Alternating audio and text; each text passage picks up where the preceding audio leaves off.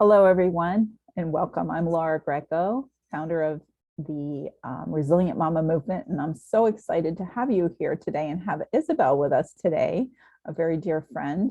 We are talking about soul language. What is soul language, and how does it benefit you as a parent and benefit your parenting with your child? Well, that's what Isabel can speak to because she raised her children, or her son, I'm sorry, her son with soul language as part of their network of how they connect together. And I would love for her to share that. But first, what is soul language? What is that? Well, it's a modality that actually assists you to tap in more deeply into the gifts of yourself and your children and how they be in the world. So what do I mean by that? What are the gifts that we come with, not the mission, how we describe it, how we translate that into everyday life can be very powerful because it creates understanding about ourselves and our children in a deeper way. And it also creates confidence and self-acceptance in our parenting. And wouldn't that be awesome when things get, go awry or get crazy, right? When uncertainty is all around us and we have to pivot and move, having tools that can help us and assist us to understand things better is always helpful. But before Isabel shares all that, I just want her to introduce the beautiful things that she's been up to in the world. So Isabel, thank you. Isabel Hunt, this is. Yes. Okay. Well, we have been friends for so long that you don't really think about that you need to actually introduce someone with their last name. So that's I know. why it's like, yeah, well. But yes, thank you so much for having me. I'd be more than happy to share my experiences with you in terms of soul language. I know we both have been trained by Jennifer, and so I have been dabbling with or working with that better for the last, I think it's been 6 or 7 years actually already. Yeah, I think it was around the same time I was introduced to it, actually. Great. I think it's been quite some time now that I'm thinking about it. Time just flies. Yeah. But what I'm doing currently is actually quite exciting. I'm a sociologist as well as a theta healing practitioner, and I work mostly in releasing trauma, discovering how trauma weaves through the soul, through all levels of existence and timelines and past lifetimes. So it's been really, really powerful work so far. Just the most incredible experiences. I can only say that way. So many clients teach me more and kind of have me push more outside of my comfort zone to trust what I actually hear, even if it sounds really crazy sometimes. So it's been great. But I also have my film, the documentary, The Power of Connection, that we worked on over the last 3 years. We started in 2019. I'm losing track of time, can you tell? And we launched it last year, exactly a year ago, actually. And ever since, we already have about 20 awards, I think, with the film. It's been really great. Yeah, I'm proud of it. I'm not exactly sure what I'm supposed to do with it. Since I got the download, it's almost like, okay, God, now what am I supposed to do with that? But it kind of seems to have a life on its own. So I'm just going to leave it for now at that, wherever it's at or supposed to be. And then over the last year, a team of us within the US and South Africa and some people in Europe have been working on creating an incredible platform for a gifting community called Gifts of Legacy. And it's just been truly been incredible. It's just to bring people, like-hearted people together. And I don't know, it makes me all emotional to talk about it because so many incredible friendships have been created through this that I just call family. There's so many people. And I can only imagine what we can do in the future with all of this. And when people come together for the people, by the people, in support of each other, it's just been very emotional, very heartwarming as well, and very fulfilling as well. So that's what we have been working on. And Yeah, so my focus now is starting to get back to more of the healing work once we have that now finished. Yeah, and that's all beautiful things. We are going to put a link to the documentary in the notes below for that. The So power of connection. the power of connection, which is an awesome Yes. video, and I hope we're not losing our connection here. Anyway, and as far as the gifting community, what a beautiful way to bring people together for the good of the whole.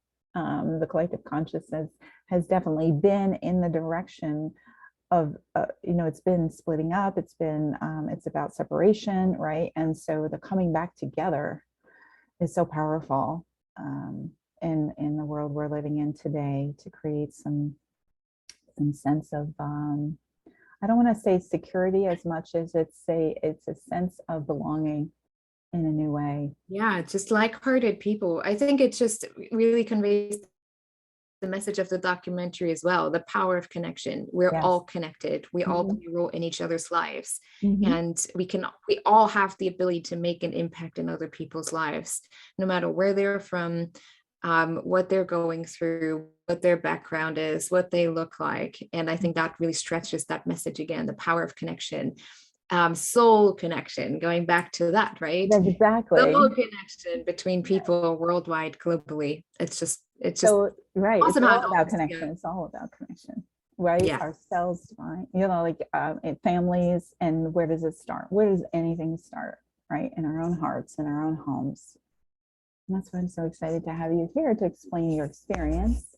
I didn't know you when you had your languages, or the languages of you and Jonah done, but I'm so excited for you to share what that experience was like for you.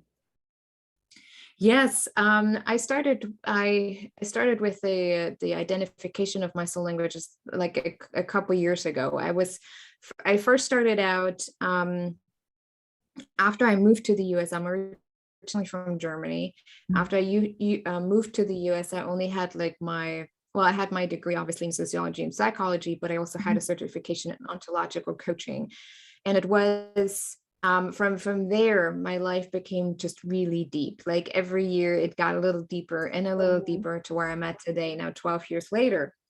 But Jennifer was one of the people that really allowed me to dig deeper and to use more of the woo-woo language. Back then, especially for me, it was all that. And I'm like, oh my gosh, like you're totally out there. I'm not sure how I can relate to that. Right. But working with her was just great. And that's how we met as well, because we were in the same group. And just having my soul languages defined helped me to take a look at, why do I feel the way I feel? For example, my personal soul languages are conductor, motivator, and observer, which is absolutely me. I love to motivate. I observe like crazy. But then I'm also setting the tone as a leader, in the way, hey, this is what I'm observing. This is what I'm reflecting back to you, without any attachment, whatever people think of that, take it or leave it.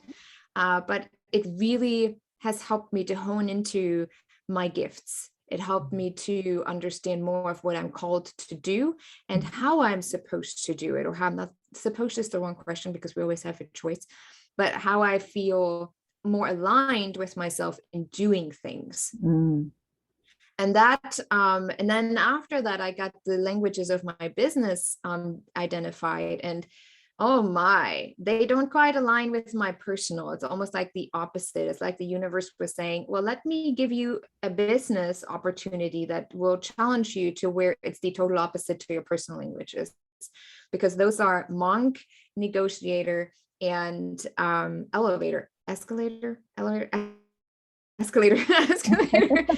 elevator. But it's about steady progress, one step at a time, sitting in stillness. And when you have the motivator and the conductor as a personal, it's almost like, but I need to be doing something. I need to, I need to get my to-do list done. And so having that between that awareness, I'm like, okay, but my business is calling me in a different way. And I see that my business has more of this steady incline, a steady.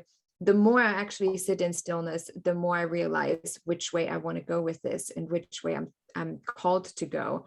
So it's very interesting to bring all of that together and to realize, ooh, ooh, the universe is really challenging me, but in a good way. But when you are aware, especially the way soul languages have been downloaded Mhm.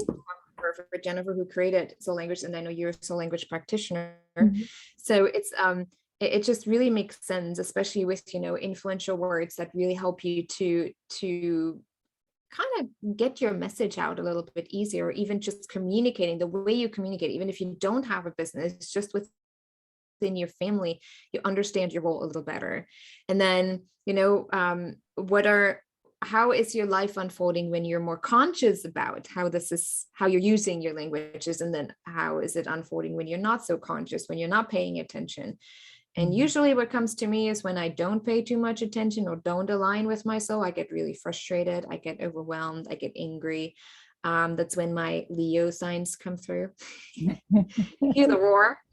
Usually not in a favorable way for you if someone hits me the wrong way. So that's when I'm out of alignment, right? Mhm. So it's just been really beautiful to get to know myself better, to Yeah. respond in the family dynamic in a different way, just become more aware of where I'm at, and how I want to choose to respond to certain situations, or why I feel a certain way. Yeah, that's awesome.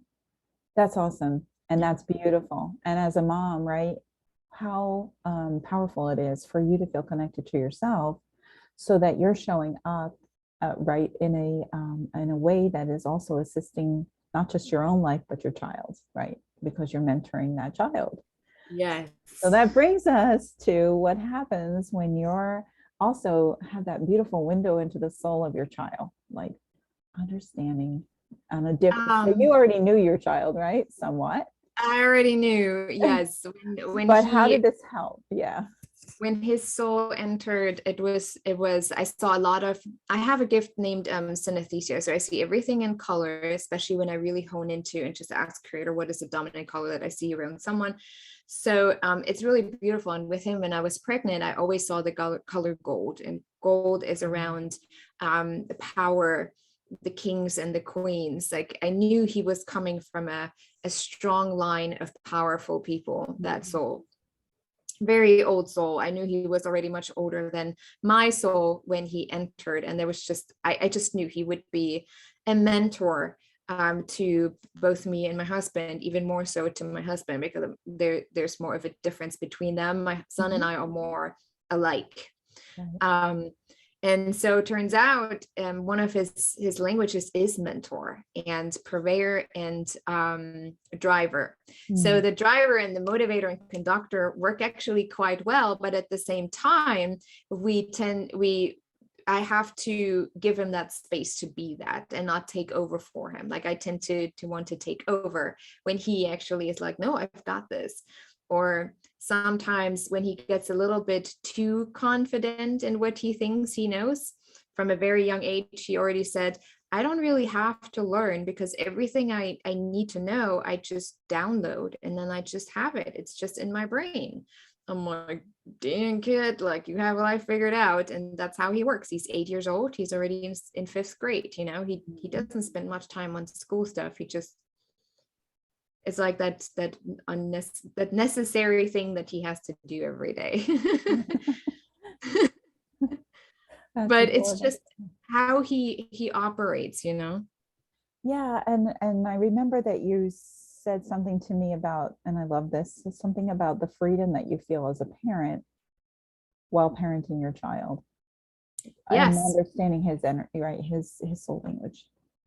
You stop fighting against it. Like, anything that as a parent, especially in the very beginning, I was like, okay, that's my first child. I don't know. And I am very used to growing up. Well, my parents were amazing at the way giving us the freedom to explore, but at the same time, there was a certain authoritarian tone there. You do what I tell you to.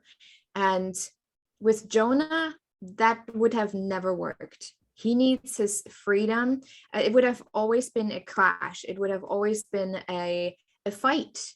And if I wouldn't have had that knowledge, we would have continued, and eventually maybe someone would have diagnosed some behavior issues with him, when in actuality, it was me not being aware of how he functions, how he works. So because I did that, I think I did his languages when he was about a year old. Mhm. It's been longer. It's been actually almost 8 or 9 years that I've had my Yeah. So you actually languages. were identified before I knew Jennifer. Because I know we already knew each other before Jonah was born. Or at least I knew Jennifer. I don't know if maybe we met right after that. Yeah, we met after your son was born. Yeah. So I had him, the soul language is defined when he was about 1. Mhm. And even as a toddler, he showed, behavior, where if I would have been an unaware parent, I would have probably tried to push him in a certain direction. Mm. I would have tried to squeeze him in a box that, I probably even placed him in public school, because that was, the comfortable thing to do. Yeah. Like, oh yeah, then your kid is going to be, in school all day. You have that freedom of not having them around and screaming. But obviously with my understanding and with my awareness, it became very clear that I would harm him, and that I have a responsibility avoiding additional, adding more trauma to his soul, than what is necessary, really. So now we created this life where he can express himself, where he feels understood as an individual, where we are giving ourselves permission to listen to him and not diminish whatever opinion he has about something. It has helped me to recognize how intuitive he actually is. And when I ask him something, like he loves to go, I don't love to go shopping, honestly, but when I do, he loves to go with me, especially when it's clothes shopping for me, because he likes to tell me what looks good and what doesn't. And I always had to remind myself, because he has this driver personality where he just wants to help you, that leading personality, that mentoring, right? If you ask him for your opinion, you will have to take him seriously. Mm-hmm. If you don't like what he's saying, then explain to him why. Mm-hmm. But otherwise, respect his opinion and say, oh yeah, you're actually right, this does look better, I'll take this.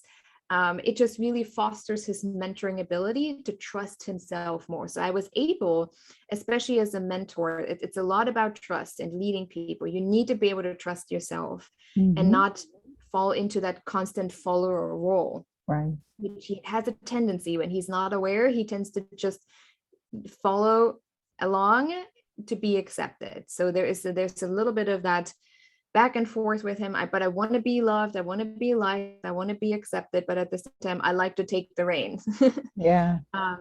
So with that, I always placed him in situations consciously where I allowed him to make a decision. I told him about the consequences, and then we just went with it. Instead of questioning, I just, okay, if that is what you feel internally, if you trust yourself, then we'll go with it. And that's how he really learned to lead at school. He's the boy who okay, he's the charmer too, so I can't, he has a bit of that charming side of him. There's all the girls on him, but he is just a really awesome team player, especially now that he does robotics tournaments. So they have to play in teams. And while he likes to take the lead, he loves to mentor. He loves to teach. So his teammates, he gives them the space to teach, to give them the space to learn. And it's just beautiful. It does give you a sense of freedom as well as a sense of peace, because you're not always in constant struggle with your child. But this is how it should go, and this is how you're doing it, and this is wrong. Instead of, you look at it, okay, so where's he out of alignment? You ask him more questions of what he needs, trusting himself, than trying to tell him what he should need. Beautiful. This is beautiful. So you would say, and I hear you saying this, what soul language has done in your journey as a parent has helped you to create deeper understanding, and to also provide your child with really being seen, really being heard, and valued for the person he is to be, and the gifts he's here to share. Yeah. And when children feel heard like that, they won't fight you. They will be more, they will look more for your advice. They want to be with you because they feel safe. And when children feel safe, they tend to not act out, because you understand, oh, you're getting overwhelmed. Okay, let's just go in your room for a little bit and sit on your bed together and just listen to some music. Yeah. Or So do you want to read right now because it's a bit much? So you're responding instead of reacting. That has been the biggest gift for me with the soul language, is knowing mine. How do they work with his, and how do his work when he's consciously aware and when he's not aware, and how can I respond to that? that's beautiful. Thank you so much, Isabel, for sharing all this beautiful information with us. You're And for the welcome. listeners, yeah, we're going to put her links in the show notes below. And thank you, though, for sharing not just yourself, your beautiful self, but also how soul language has assisted you. Because in this time of realization of uncertainty, I think that it was always there, right? We always have lived in that, but it's magnified now. And people are Yes.